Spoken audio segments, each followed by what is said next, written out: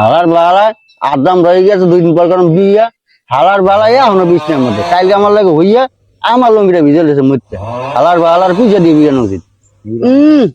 শুনছি মাই কইছে বিয়ের বড় খাতা হচ্ছে খেয়েছে আমায় সবক দিতে।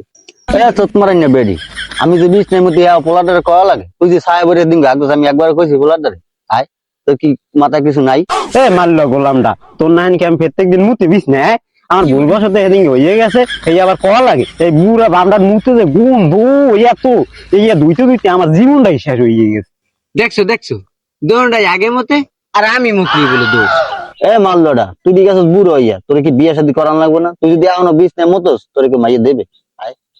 এই দুই বাপ পুতের খাইছে বলাই না মরলো বিয়ে করাইবে কি এরতে এডিরে আমি আমার বিয়ে করান লাগালো আমি ধরে মুতি আমি একটা মুতি না ভাইয়া আমাকে আমার বিয়ে করান লাগালো।